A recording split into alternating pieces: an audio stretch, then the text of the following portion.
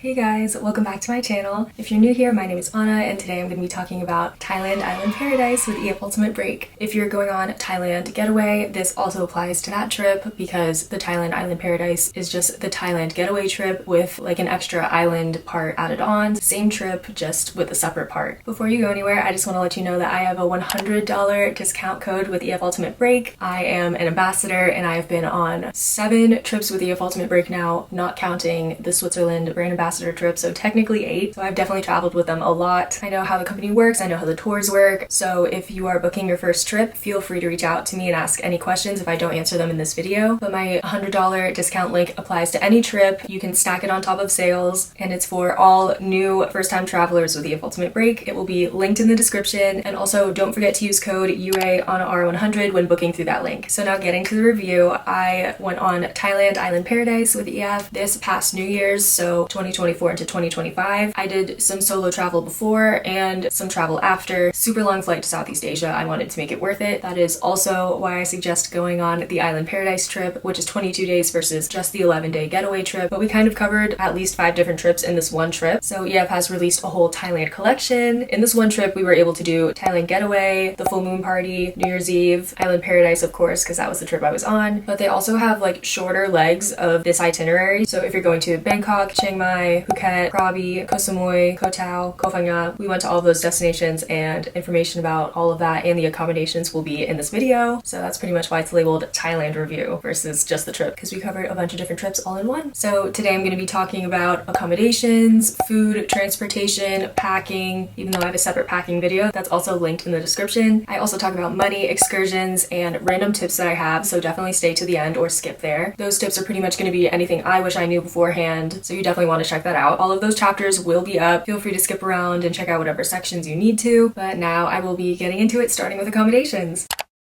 We went to 7 different hotels, plus the Bangkok hotel twice. This is a plus trip, so you only have 1 roommate and all of the places are hotels. You won't be doing any multi-share or hostel situations, which was honestly really nice. So now I'm just gonna run through all of the hotels and show you a little footage of what they looked like. First, in Bangkok, we started at the Asai Chinatown. It was a pretty good location, right in the heart of Chinatown, which I really enjoyed. It was a nice room and bathroom. Breakfast was amazing the first day. It was such a good breakfast during our little meeting in the morning. Bed comfort got a 0 out of 10 though. It was a rock. It was so hard. Cleanliness though was a 10 out of 10. Super clean. And even though it was hard, you will sleep well because you're gonna be so tired from the flight. So overall ranking, I'm gonna give a 7 out of 10 to Asai Chinatown. Then in Chiang Mai, we stayed at the Cross Vibe Hotel. It had a pretty good location right next to a mall in the main Maya Square, and it had shops all around it and right across. It was a big room that was separated into 2 parts. So there was a bedroom part and then like a living room situation with a couch and a TV. The pool was pretty small, but it was still cute. It just didn't get very much sun since it was like in the center of the hotel. It was kind of weird. But they had a bar right next to the pool, and they were nice enough to give us free New Year's drinks. So we got 2 free drinks with them, which was really great before going out for New Year's. I'm giving the bed comfort rating a 2 out of 10. It was still really hard, but not as hard as Asai Chinatown. Cleanliness was a 10 out of 10. It was very clean. So I'm gonna give this hotel an overall 8 out of 10. I will say here, my friend who was my roommate used just like a hand towel to wipe off her lip stain. And when the housekeepers saw it, they brought it to the front desk and they tried to charge her, but also gave her the opportunity to wash it out herself. But if it didn't come out, they would have charged her. I'm not sure how much. But I will say across Southeast Asia in general, especially in Thailand, don't wipe your makeup on towels. Also with bed sheets, because they will try to charge you and say that it's stained. Try to just use your makeup remover as best you can. In Phuket, we stayed at the Travel Lodge. This hotel had a really cute pool area. It was a pretty small pool still, but it felt luxurious. The location was okay. It was kind of hard to walk all the way to the massive mall that it was near. It was probably like a 20-minute walk. It had a really, really yummy breakfast. This place had a smaller room, but a really nice bathroom. This one had the worst bed by far. I gave it a negative 6 out of 10. This bed was literally so hard that when I slept on my side, like my hip fell asleep. Cleanliness was a 10 out of 10 though. It was very clean. So even though the location and the beds weren't the best, I still gave it a 7 out of 10 just because how nice the pool was and how good the food was. In Krabi, we stayed at the Ibis Styles. These were tiny, teeny tiny rooms, but it had a really nice bathroom and a small balcony. There was barely any floor space. I couldn't actually even open in my suitcase. In the room, I had to shove it under my bed. Pool area was definitely a vibe, and it had an okay location. It was pretty close to everything, but we had to walk down the super long road to get anywhere, and it was right next to a mosque. So every single day at like 6 or 8 a.m. they would be broadcasting their prayers, all for that, but it was just extremely loud, and a hotel should not be next to a mosque. So I gave this bed a 6 out of 10, which sounds bad, but it was actually the softest one yet. But honestly, it was still kind of hard. I guess they like their beds really hard in Southeast Asia because all of them were so hard. Cleanliness was a 7 out of 10. It just didn't feel super clean. I gave this hotel overall an 8 out of 10. Pretty decent, really nice pool. The 5th place we stayed was called Cozy in Koh Samui. It had very scary pool towels that were provided in the room. It was a really nice bathroom and shower, but they provided a 3-in-1. So if you want your own shampoo and body wash, you gotta bring it. There was not a real breakfast buffet like all the other places. They just gave us 150 baht credits that we could use each morning. They had like a little cafe situation in the lobby where they sold small pastries like juices and then coffee. 150 baht really can't buy you much, so most people only got coffee and like maybe a pastry with it, and then had to go somewhere else to eat a full breakfast, which was fine because we were next to a mall, but it just kind of sucks that a real breakfast wasn't included. This place had a really great location though. It was literally like inside of a mall. It was easy to go to restaurants and stores, but it was extremely loud the first night. It felt like we were right next to a club. Anyway, I gave this bed a 7 out of 10. Pretty decent. My roommate actually got sick one night. The bed was so soft, or either I was so tired that I like slept through that whole thing and didn't hear her like getting sick every hour. So I guess the bed was comfy. I gave the cleanliness a 6 out of 10 though. This place just like didn't feel like it was clean. It kind of felt like they just made the beds and like threw towels and then maybe just like took out the trash and left. It felt kind of rushed. The pool towels they gave us were really disgusting. Overall, I gave this hotel a 7 out of 10. The location was fabulous, so were the beds. It just wasn't the nicest hotel we're gonna stay at. The next hotel, we stayed at the Seashell Resort in Koh Tao. Don't let resort make you think it's gonna be super fancy because it wasn't. The first word that I wrote for this little review was horrid. There were nice bungalows when you first walk in the front, but of course we stayed in the boondocks in the back. We only had one key, so the AC can't keep running while you're gone. It was a very scary dungeon bathroom. The whole place was concrete, which was kind of weird, and our toilet also didn't really work. It was a really nice pool. The hotel was right on the beach, so super easy 1-minute walk, which was super nice after not being next to the water in the last place. My personal problem with this place is that our neighbors who were next to us were blasting super loud music every single night. I also got sick at this hotel, so not my favorite, especially with a toilet that didn't work, and I'll talk about everyone getting sick later. This place was just not my favorite because the beds were extremely hard. I wrote, I'm an actual pain, -1,000 out of 10, rip. So if that tells you. My head also genuinely hurt every single night from like putting it on the pillow on that mattress. I would have rather slept on the floor. It felt like a rock slab, and this hotel's rating is going to suffer for that. For cleanliness, I'm giving it a 2 out of 10. There is zero housekeeping. They give you 1 roll of toilet paper and you have to go ask for more. They only give you water daily, and we were also here for an extra night because our ferry got canceled due to weather. I'll get into that in the transportation section. Overall rating, no surprise, I gave this place a 4 out of 10. Amazing location, super nice pool, big room, like it was big, and we had a nice big balcony. Just horrible, terrible beds, and not a great bathroom situation. Was not fun, not a good time. So the last hotel we stayed at was the Coma Beach Resort on Koh Phangan. This place was insanely nice. It was right on the beach with huge rooms and a nice big balcony and even an ocean view, which was so cool. The food wasn't great. That was really its only downside. It had one restaurant. You're not in a town, so you can't go walk anywhere, so it's really your only option, and it's really just not good. Even the fried rice wasn't great. It had a really amazing pool though, and you're right on the beach, right off of Coral Reef. I wish I could have gone and snorkeled it, but the waves were really rough, so it was stirring up the sand, so you wouldn't be able to see anything anyway, which really sucks. But it wasn't a great location from everything. It was pretty much at the very top of the island, and then Full Moon Party, Old Town are like at the bottom basically. The Coma Beach Resort, for the bed cover rating, I gave it a 10 out of 10. It definitely deserved that. These were the best beds of the whole trip. They were nice big queens, so comfy. Cleanliness, 10 out of 10. Full housekeeping service, extremely clean when we even got there. So obviously I'm giving this hotel a complete 10 out of 10, 100 out of 10, whatever you want to give it. It's just the location and the restaurant that aren't the best. This hotel also offered a moped bike rental. It was 250 baht per bike. Basically they just show you the basics in the parking lot and have you test drive it around, and if you look good enough to drive it, they'll let you go. But we just went beach hopping that day, and it was definitely one of my favorite days of the trip. We happened to go during the full moon party, so if you booked the full moon party Thailand trip, it's a 45-minute cab ride to the full moon party. They did set up taxis for us, so that was really nice. Okay, that's it for accommodations. So the next section I'm going to talk about is food. It's going to be pretty quick. There were 6 meals included in this specific trip, 3 lunches and 3 dinners. Per usual, the welcome and farewell dinners were not the best. Our welcome dinner was at a restaurant in Bangkok, and then our farewell dinner was a day before you leave at your hotel in Koh Phangan. The welcome dinner was more family style. They just spread out dishes and everybody picked up what they wanted. Our farewell dinner was buffet, so this was different instead of just like selecting A, B, or C. The 3 lunches that were provided were actually really good. They were also buffet style. They were usually during included activities. They were really yummy. I honestly can't remember what the 3rd one is. Okay, so back to food. This is me after I've done a few sections. I just figured out the 2 included lunches were on flights. Flying to Chiang Mai and flying to Phuket, we got meals included with our plane fare. Those are the extra lunches they claimed to give us.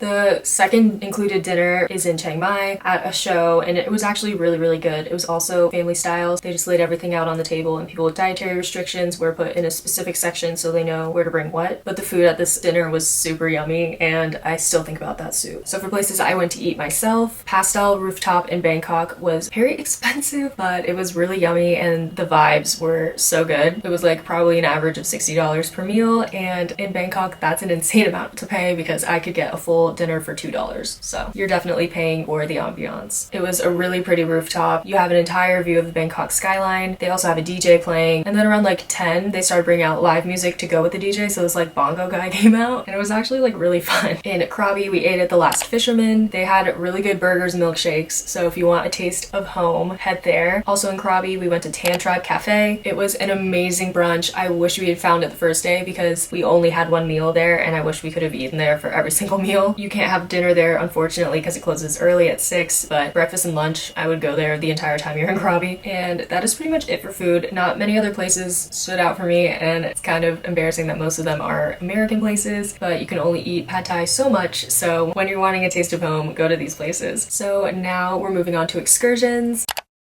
I'm going to talk about EF optionals, tour director optionals, and independent things I did myself on this trip. So I did 2 out of 3 of the EF optionals that were there at the time. Now they have 5 optionals, so I am going to touch on the new ones. So the first optional is Chiang Mai home hosted dinner. I personally did not go to this because I was doing something else that I'll talk about, but everyone who went to this dinner said that it wasn't very good. I didn't book it because I thought a $90 dinner in Thailand was kind of insane. Like getting a genuine Thai home cooked meal is really cool, but $90. It seems like a lot of money to pay for 1 meal. So I didn't do it. And after hearing that the food wasn't that great, I'm glad that I didn't. Also, this is going to be the day where you go to the elephant sanctuary. So if you're planning on doing a separate elephant sanctuary from the one that EF does, I would not book the home hosted dinner because you may not be back in time. They did start quite early. I think you had to leave at like 3 p.m. and it went until 6. So don't overbook yourself for this day because a lot is going on. The next optional is the Phi Phi Islands day tour and barbecue. We had a barbecue included. I don't see that on the website anymore, so I'm not sure what that's gonna look like. Honestly, it wasn't a barbecue when we had it. We just went to a restaurant, so I think that's why they took out barbecue in the description. This was also $90 when we booked it, but I think now they're selling it for $85. This was a super rough day sea-wise. It was insanely bumpy. We would hit waves and be thrown up off the benches like at least a foot. It was really rough out there. The weather was gorgeous though, so that was really lucky. We had beautiful, perfect weather the whole day. The Phi Phi Islands tour is absolutely worth it. I couldn't imagine being that close to it and choosing not to go, so I would definitely book. I did give it a 3.75 out of 5 because the famous bay with like the Gatorade water, we barely had any time to cruise there and take pictures on the boat. This used to be like separate wooden boats that you'd have time to take pictures on and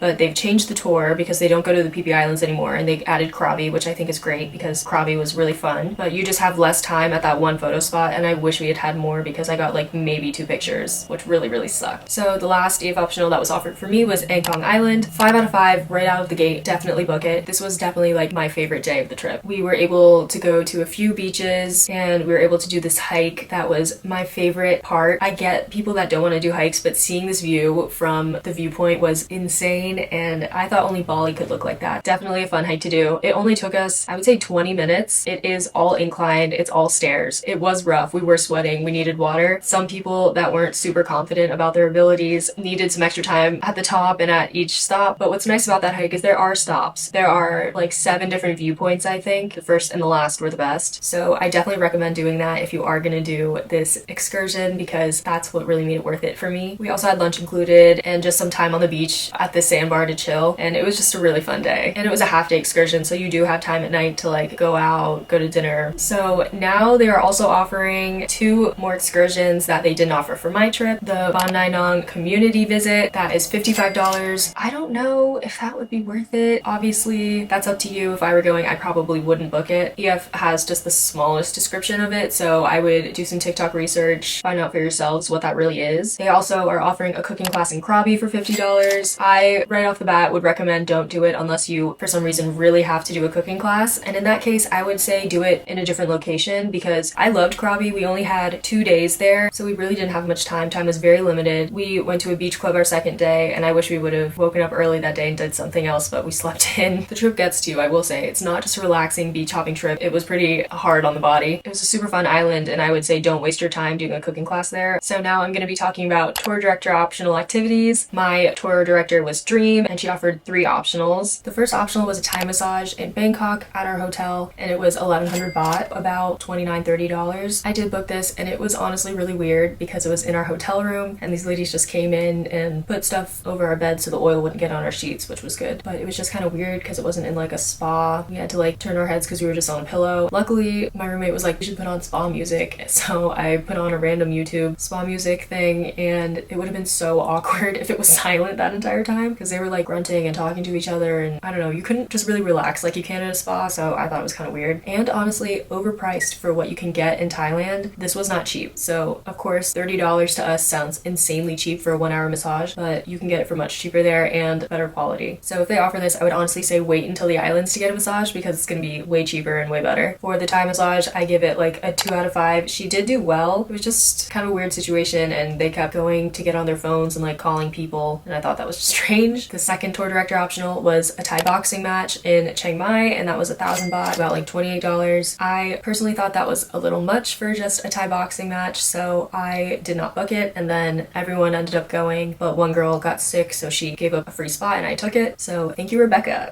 But it was super long. It was 3 hours of boxing, and they had like alcohol there for purchase, and they started with the least skilled boxers and ended with the finale of like people who are most skilled, supposedly. But it was just like 3 hours of boxing, and they do a whole ritual every single pair that's introduced. I think there were like 6 or 7 pairs of boxers. It wasn't bloody, so that was pretty much what was making me not want to go. Like, I was thinking MMA kind of fighting, which is like really bloody and gross. The worst injury we saw was like some guy dislocated his knee, which was honestly really nasty. But if you're thinking it's gonna be bloody, it's not gonna be. It was pretty entertaining, and the last round was really sad. Man could not box. He was getting beat up. He was getting bullied. Oh my gosh. Oh my god. He's bullying him. That's so sad. He's bullying him. Oh.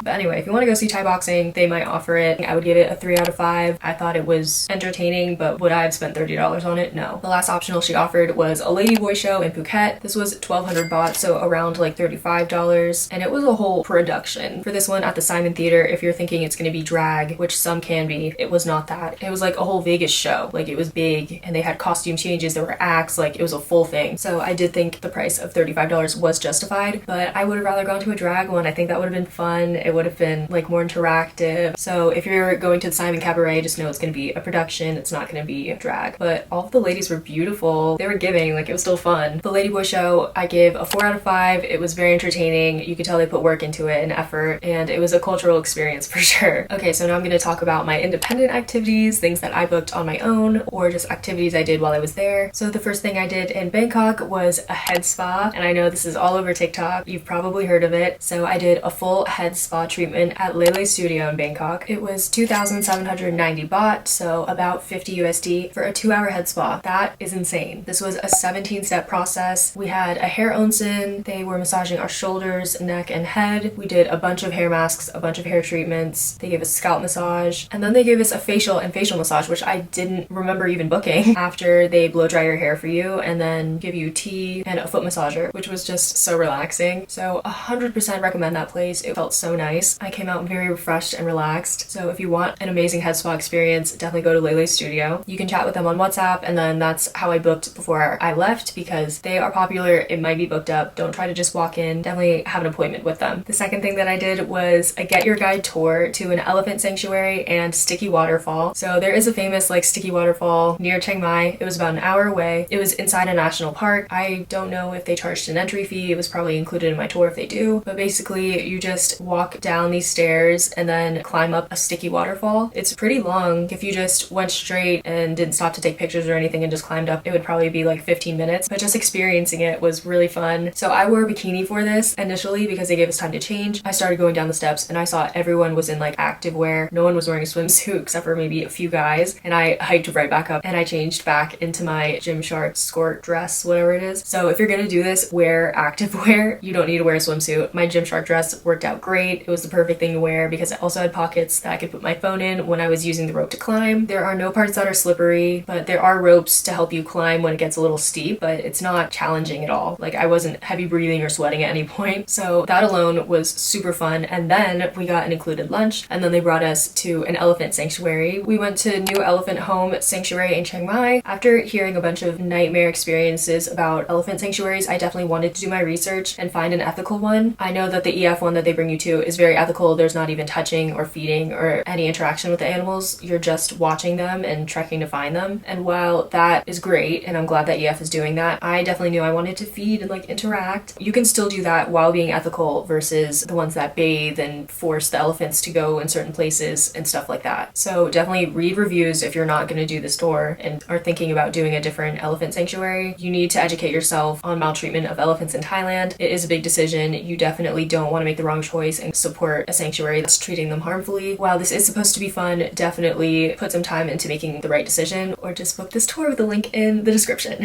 So at New Elephant Home, we first started by making the elephant's daily vitamin ball, and then they educated us about Asian elephants versus African elephants. Our guide was super knowledgeable and had obviously done this many times before. After all of the medicine balls were done, we got to fill buckets up with sugarcane and bananas, and that was our bucket to feed the elephants with. So there was a small bamboo barrier at the front of the sanctuary just so the elephants wouldn't start walking toward the road, and we were feeding them above that barrier. But at the back of that barrier there's nothing, so they can freely roam about all the way down to a river that's backing the sanctuary. They had plenty of space. No one was making them go anywhere. They had total control over where they were at what time, and it was really them choosing what they wanted to do and who they wanted to interact with. We were walking up to them and they taught us to say bon, which is a command to open their mouth, and then we could throw a banana or whatever into their mouths, which was super cute. But we mostly just gave it to them and they grabbed it with their trunks and put it in their own mouths. So we fed them for, I would say, definitely over a half hour and took pictures, obviously with no flash. And then we got satchels full of bananas to keep feeding them and walked behind the barrier where the baby elephant was, and then she attacked me for my bananas. And a bunch of elephants that were being fed at the barrier came and followed us. I will also say there were only 2 groups, including our group, there at the time, so you didn't have to fight to get time with an elephant. That was really great. There were probably about 10 elephants there, and all of them were saved from riding or circuses in Thailand or Southeast Asia, neighboring countries. So they told us the backstory of a few of the elephants that we were interacting with. After that, we walked down to the river to see the elephants that had chosen to bathe that day. They don't need to bathe every day, but when they do, we go down and watch. So there was a pregnant mother elephant and she went into the river, and I don't know how she got up because she was massive. Then we just had about a half hour more of interacting with them before we were brought back to the entrance. They also gave us not uniforms, but a different kind of shirt and pants if you wanted to wear. I had a dress on, so I didn't do the pants, just in case you didn't want to get sprayed with water, dirt. But definitely don't wear white. Wear something you're comfortable with getting dirty. But definitely don't go to a sanctuary that forces them to bathe or says anything about bathing, because even if you think this is just their daily schedule, like they're supposed to take a bath, that is apparently not correct, and elephants shouldn't be taking a bath a day, or definitely not multiple baths a day, especially in the winter because it's cold for them, even though it's really hot for us. So just be aware, just do your due diligence. After the elephant sanctuary, we were brought back to the meeting point and then just took a cab back to our hotel in Chiang Mai, and then I went to get a lash lift. This was on New Year's Eve. I found this lash tech on just Google and messaged her, and she had an appointment, which was awesome. This lash lift was $15. That's insane. They are like $200 here. This was my first time getting a lash lift and it changed my life. If they were $15 here, I'd be getting one every 2 months. She did such a great job. It took about an hour, but it was only 500 baht, which is again like about $15 USD. I can't recommend her enough. I will say paying her in cash, try to bring exact money because she had to go out to like her house or to her bank to go get me change. So if you're going to her, give her a good Google review after your service, and she's just a really nice person and did a great job. It's been over 2 months and they're still pretty curled. Definitely because my natural lashes just go like this. So she did a really good job. The next activity I did in Krabi and it was free. We went to Bamboo Beach Club. It was kind of hard to find at first, especially if you're taking a Grab. Look it up on Google Maps, it should come up. It was free. Like, we did go in a big group. My friends were buying drinks and like food from them, but I did not buy a single drink that day or get any food, and I was able to like use their pool, go down to the beach right in front of their property, and they didn't say anything. And I had a bottle of water that I brought with me and they didn't say anything about like not bringing it in. So this was a really nice place. The pool was awesome and it was just right on the beach with a lot of it in the sun, and there were also like places you could go sit and chill, and it was just a great day that we had, and it was all for free. I already talked about the moped rental in Koh Phangan, so if you want to do that, it's 250 baht per bike. But basically the last hotel that we stayed at, Koma Beach Resort, had moped rentals available. It's 2 people per bike, but 250 baht flat per bike, so you can even split it with someone. I will say drive with caution. It is a foreign country. As soon as you get into Thailand, you will see that the roads are very different and that there are almost no rules, but cops also like to pull tourists over and charge them a fee for not having a license. So we didn't get pulled over at all, luckily, but that is a possibility. Moped at your own risk. It was kind of difficult, honestly, but we were able to do it safely, luckily. But I was definitely clenching my teeth for most of that day. But it was a great way to see the island, and we were able to beach hop and just go wherever we wanted that day. So I do recommend, but be safe about it. The last thing I did on my own was get tattoos. So in Southeast Asia, every single service is significantly cheaper than if you were to do it in the US, including tattoos. So I decided to get 3 small tattoos with an artist that I found on Instagram. Here's his Instagram if you're interested. He's really great at fine line. He does work out of his apartment, so if you're planning on going, I think it was about like a 30-minute drive from the hotel, so it was kind of long, but it was a cheap grab. So his apartment is pretty small, so you can only bring up to 1 person. He does message you that, but he speaks good English. His apartment was super clean. I wasn't concerned about the hygiene of the needles or like anything he was using. My tattoos healed really well and they look great, so I was super happy with his service. I did give him a deposit in advance over Wise, and I think that was about $50, so it was a pretty big deposit, but overall he only charged me $180 for 3 small tattoos, and the one on my shoulder was pretty intricate. We are used to paying 100 shot minimum for a dot, so that's insane. That was only $180 for 3. If you were thinking of getting any service and are going to Thailand soon, I would say wait and do it there because you'll probably get better service at a much cheaper rate. So that is it for excursions, and now I'm going to be talking quickly about transportation.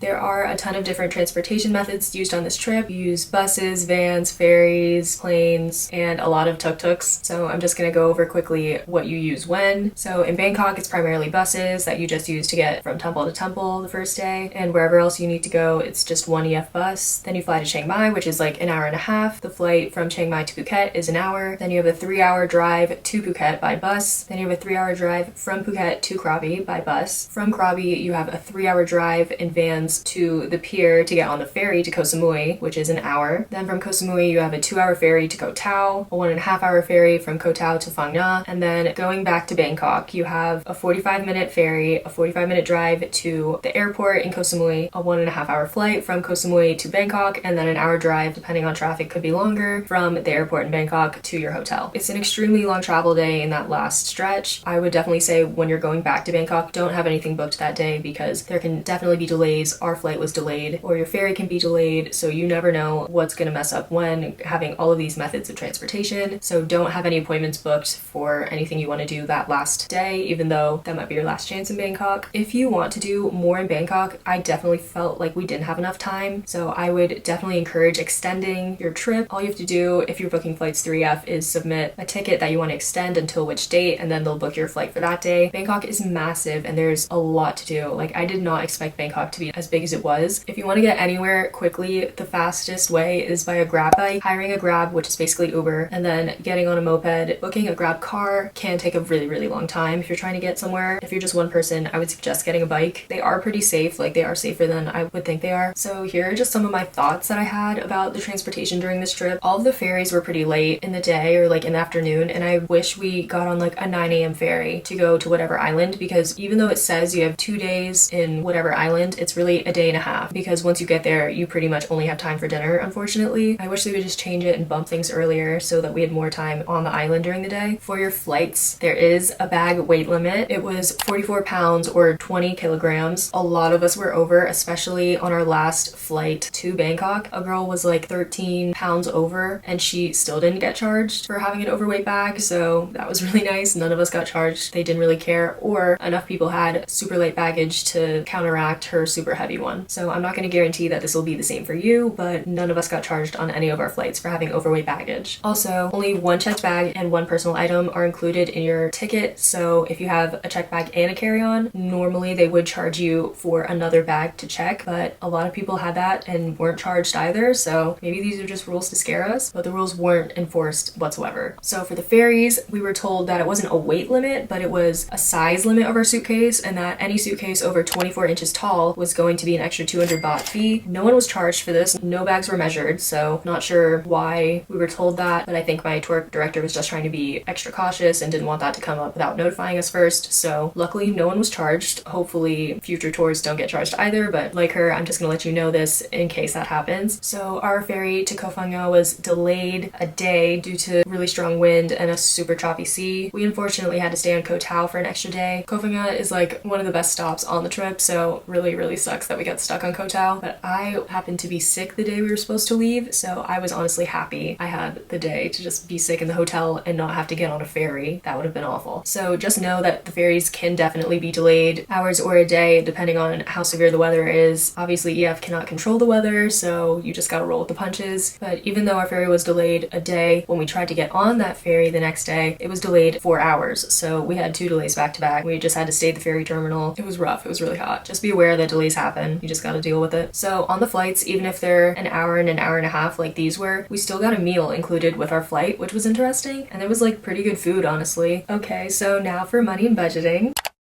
So as I said before, about 35 baht equates to 1 USD. The conversion rate definitely fluctuates, so that can change by the time you travel, but that's how we figured out about what we were paying. So for my budget breakdown, I spent $300 on food, $300 on excursions, $80 on transportation like Grab, $90 on souvenirs and shopping, and I have a miscellaneous category that I did like my lash lift and like tattoos that was $230. So in total, I unfortunately spent double what I was expecting to. I spent $1,000. But you can definitely spend way less than this. It is absolutely possible if you want to have a stricter budget. So another big tip that I have is to open a Charles Schwab debit card account. This debit card saved my life, especially in Thailand. Traveling Southeast Asia is definitely a cash economy. You're going to be taking out a lot of money from ATMs, and in Thailand it is a 220 baht fixed fee every single time you take cash out. That is a $6 fee. That is very expensive. Even in Europe, I would be shocked if it said it was $6 to take out every single time. That means if you don't have this card, you're going to want to take out as much baht as possible just so you have it on hand, so you don't need to keep going back to the ATM and keep paying that fee. But because I have this card, it reimburses you monthly for all ATM fees all over the world. So I've used this in Europe and got reimbursed. I've used this in Australia and got reimbursed, and I was able to use it all over Southeast Asia and got reimbursed every single time. This saved me a total of $50 over 2 months in Southeast Asia. I couldn't imagine spending $50 just on ATM fees and not getting it back. I would be so upset if I didn't know about this card, so I just wanted to let you guys know. I have no obligation toward Charles Schwab. I don't have any kind of partnership with them. I genuinely just think this card is so helpful. There are no account minimums, no annual fees, no fees to open the account or to only have one account with Charles Schwab. This card will literally cost you nothing to open, so why don't you already have it? The only con of this card is that it takes about 4 business days for funds to transfer from a different bank, so that was definitely annoying when I tried to transfer on a Friday and it didn't get to me until 4 business days later. So if you do get this card, just keep an eye on your balance so you don't run out of money, because that has definitely happened to me a few times. So now we're gonna get into packing, the juicy part.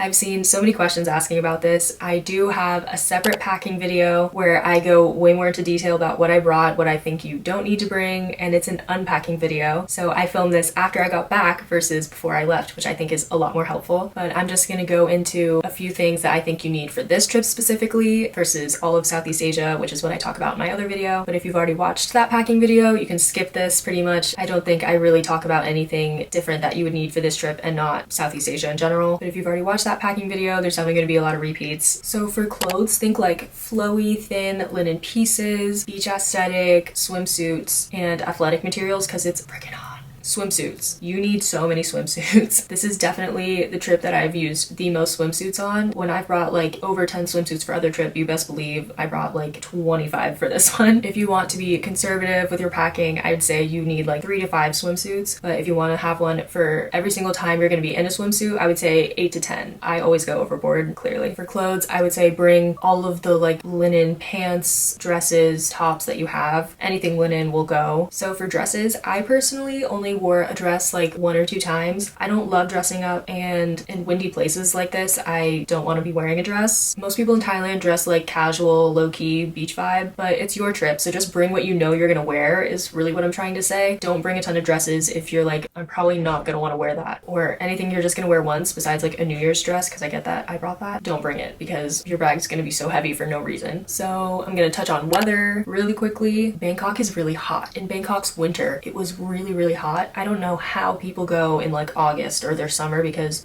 it was awful. Luckily it got cooler once we got to the islands and had a breeze. It was still hot, just not as unbelievably hot as it was in Bangkok. If you're just doing this trip and just staying in Thailand, you do not need any pants whatsoever except for temple wear, which I'm gonna get into in a second, but you genuinely don't need anything warm for this trip except for like one hoodie that you're gonna wear on the bus and the plane. So temple dress code, you need to have your shoulders and knees covered. Any temple, that's gonna be how it is. Also obviously nothing super revealing. It's supposed to be a respectful place. So wear something that has you like covered up, but maybe something you can take off when you're not in a temple. Like I had a tank top, a linen shirt, and then like a linen maxi skirt on that day. But it was nice to be able to take that linen shirt off when I didn't need it because a scarf wrap, they don't always allow. So if that's your plan, I would say bring that and a linen shirt in your bag as a backup just in case, because you wouldn't want to be turned away. That would suck. But that's really the biggest day you need to bring temple wear for. I'd say just one pair of pants is good because you only go to a temple after that in Chiang Mai, and then I'm pretty sure that's the last one. The Tiger Temple, that is listed on the website as a free time thing to do. You do not need to be in temple dress wear for. It's extremely hot climbing up that 1200 step, I think, path. My friends went, they said they were sweating the whole time because they thought they had to cover up, but it's super steep. It's a pretty challenging height. So if you're planning on doing that, be aware it's pretty hard. But other than that first day in Bangkok and Chiang Mai, you don't need temple wear. So you really only need 1 to 2 outfits available. For shoes, all I needed for this trip were my rubber Birkenstocks and my regular Birkenstocks. That's all I wore the entire time. I did bring like Nike athletic sneakers for stuff I was doing after this trip, but I didn't wear them once during Thailand. If you're planning on going on hikes, the hike that is during the Angthong excursion, I did my rubber Birkenstocks and it was fine because they were just rocky steps. I would just say bring a pair of sandals that you can get wet and a pair of sandals that you can walk in for hours and go from there. Some girls brought like wedges or a pair of going out sandals, but people really don't wear heels in Thailand. I wouldn't really see the need to. People are dressed pretty casual. You can just wear sandals and it'll be the same effect. You do you, pack what you want. So first I'm gonna talk about extra essentials. These are just things that I either got from Amazon or things that I brought that I really thought were useful during the trip. So before I run through them, I just wanna let you know I have an Amazon storefront, and a lot of these items, everything that I bought from Amazon obviously is going to be in my Southeast Asia list. Also, if I forget anything, it's gonna be linked there because I definitely did a big Amazon haul before this trip. First is a wet to dry bag. You're gonna have wet swimsuits a lot this trip, so this is a good thing to have. I did bring a microfiber towel. Honestly, this isn't needed. We were provided towels for every single excursion we went on. The biggest extra essential,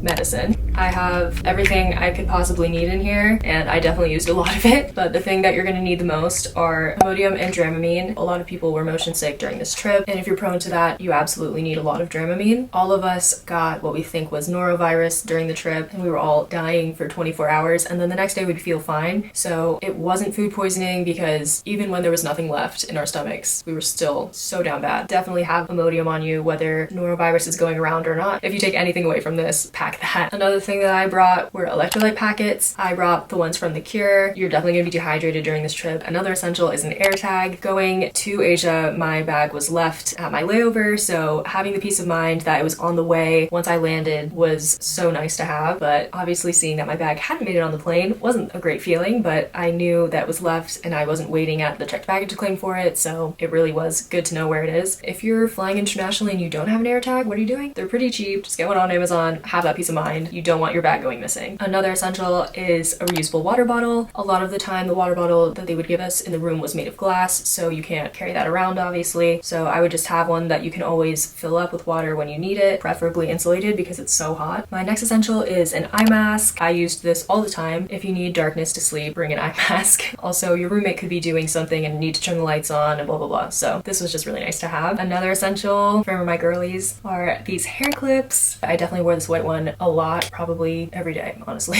It is so hot, you're gonna need your hair up. It's also very windy, so these are a super cute way to keep it up without having to spend any time on your hair. Also for temple wear, you need to have something cover your shoulders, so I went with just like a basic light linen shirt. I got this in Vietnam though. Anything like this will work. Also have a rain jacket, even if you're not going in rainy season. We were in dry season, but I still brought mine because you never know. It's super small to pack, just bring it. Another Amazon gem is this plain neck pillow, but basically it's two pieces. This piece you strap on to the plane headrest, and it's also like a little pillow. And then if you're on the plane, you would put the eye mask onto this cushion and wrap it around your face. It's a complete blackout. It's like wearing an eye mask on a plane, except this secures your head from like rolling around, because we all have seen that. We've all experienced it, the head bobbing on the plane when you're so tired. So I thought this was a really innovative idea and it works. This gave me a restful 6 or 7 hours straight on my flight to Asia, so worked like a gem. It's linked in my Amazon list. Absolutely recommend. Another essential is a portable charger. You will be out all day. You need to have a battery backup. This came in clutch all the time. This one was an unexpected gem. The bug bite thing definitely worked. All you do is you just put it onto your skin, pull the suction up, hold it for 10 seconds, and then once you release, your bug bite will be way less inflamed. It's way less itchy, and I think it's supposedly like sucks the venom up or something, but all I know is it works and all my friends were using it. Definitely bring this. An optional essential is this mini fan. I know that I could have used this in Bangkok. I don't know why I left it in the hotel, but I honestly didn't use this too much in Thailand. If you're easily affected by heat, bring one. It'll help a lot. Also, the personal item bag that I used for this trip, it looks like a base do pretty much, but it holds a lot of stuff. And also hooked onto my suitcase, which was really useful. Another essential you'll need, deodorant. This is an antiperspirant. In Southeast Asia, they don't have as much deodorant as we do in the US because people there, they just don't produce as much sweat or odor as Americans do. Don't know why, it's just a thing. So if you are looking to buy deodorant, definitely just bring one, have it with you, and you're gonna be sweating a lot. This is for my girlies. You're gonna be swimming a lot, so I brought razor bump pads. The main ingredient in this is glycolic acid. These I've been using since I was a swimmer. They are holy grail. I just picked these up from Ulta. Not sure where else they sell them. They have them on Amazon. They will be in my list. Pack these if you need them.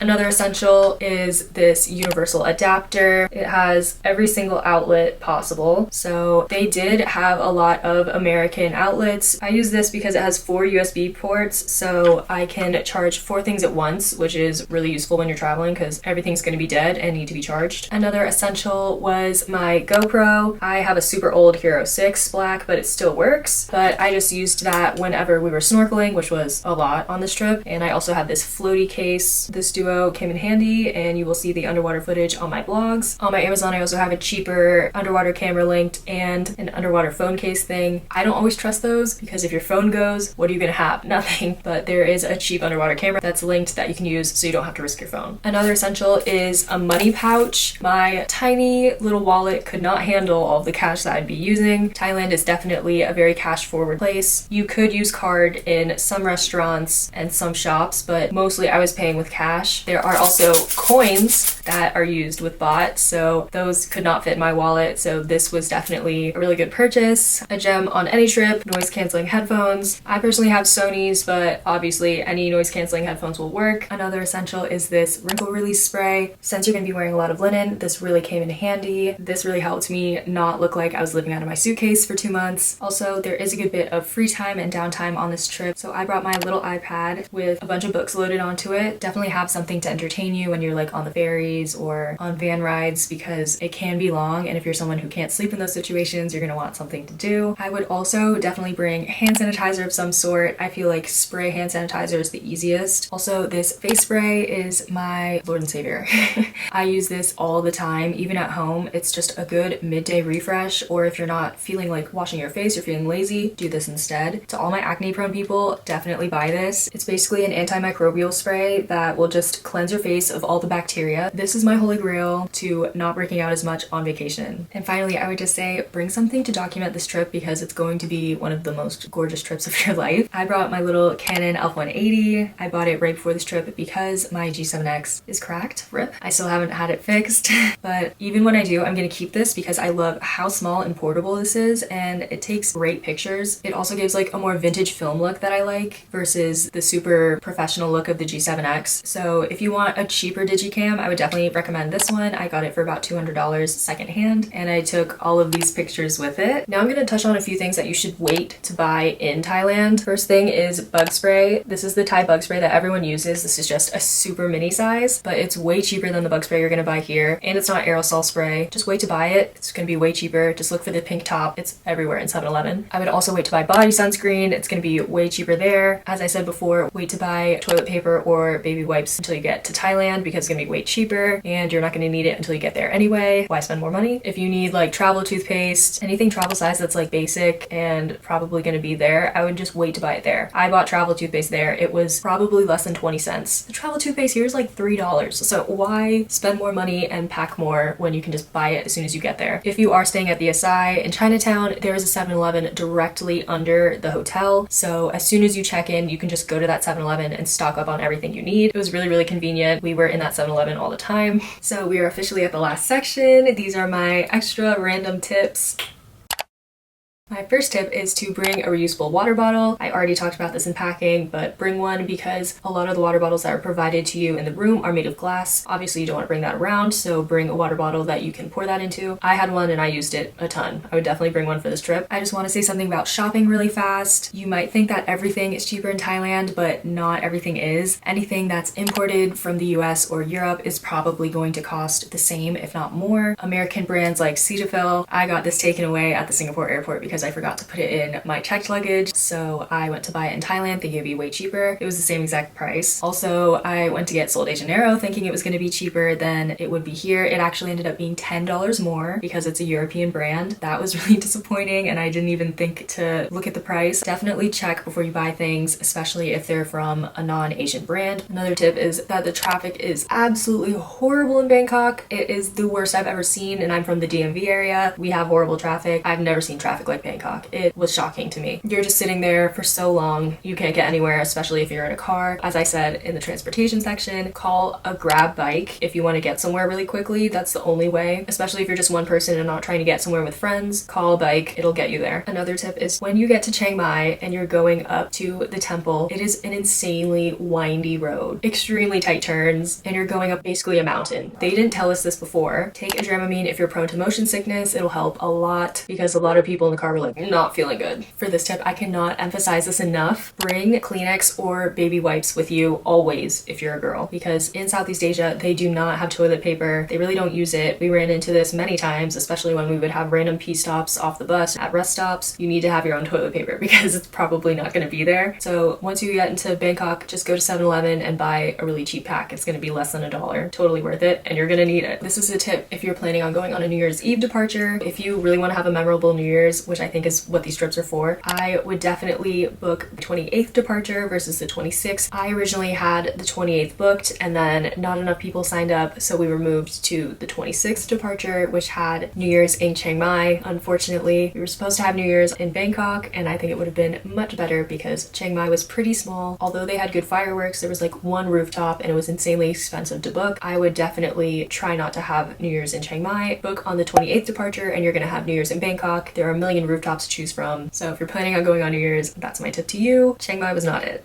So I already mentioned this in the accommodation section, but if you are a girl who likes to wipe her makeup on a towel at the end of the day instead of like taking your makeup off first, you could possibly be fined for that, for staining their towel. This happened to my roommate. This also happened on the next trip I went on a bunch of times where they were talking about stained towels and sheets. So definitely take your makeup off before you get into the bed so you don't get it all over the pillowcase, and try not to wipe it on the towels. Another tip I have is that the boats can be really rough. If you are prone to motion sickness and it gets really bad on boats, I hate to say it, but I think you should just do the getaway, because there were a lot of rough boats on the island portion. A lot of family members of mine get really bad motion sickness on boats, and I just kept thinking like, oh, they would be so miserable during this trip because there were a lot of boats involved, a lot more than I was expecting. If you have like minor motion sickness problems, then just bring your Dramamine. You should be okay. It just depends on the weather, really. The ferries were, no, the ferries were pretty rough too. A lot of the excursions, like you're spending over 10 hours on a boat. We were on there for a long time. It was a lot of boating, so just be aware of that. Another small tip that I have is about your skin. I expected to go to Thailand and for everything to always be like wet. I thought it was gonna be humid everywhere, and while the islands definitely are humid, my skin and my hair were extremely dry. I think it's the hard water that they have in Southeast Asia. Oh my gosh, my skin was flaking off. Even if you're an oily girl, definitely bring lotion, and if you have dry skin, bring your thickest, juiciest moisturizer because it will be stripped away. So I already talked about how this was a New Year's departure, and we were able to do basically 5 trips in one, including the full moon party on Koh Phangan. That was just pure luck. I think this year just lined up perfectly. Unfortunately for 2026 already checked, and that's not the case, but depending on when you're watching this, maybe 2027 or 2028 could happen. And honestly, you can do this throughout the entire year because the full moon party is every single month. Just check when the full moon party is and see if any Thailand Island Paradise trips line up with those dates, and you can get 2 trips for the price of 1. Since this flight is so long, I really do think that you should do as much as you can while you're in Southeast Asia, or Thailand specifically. Don't take the flight until you can get the most bang for your buck. So my last tip is to let you know that Mary Jane is extremely legal in Thailand. I had no clue, 0 clue. As soon as we landed, I saw a million dispensaries. So it's as legal as cigarettes are there. There are a ton of dispensaries and all have like different vibes because there's so many. They allow you to smoke inside them, or they're gonna have a balcony. They have lighters for you. It's really just a place to like chill and like hang out, which US ones really aren't. I thought that was really fun. Just want to let you know that. Practice responsibly. But yeah, it's a stoner's dream.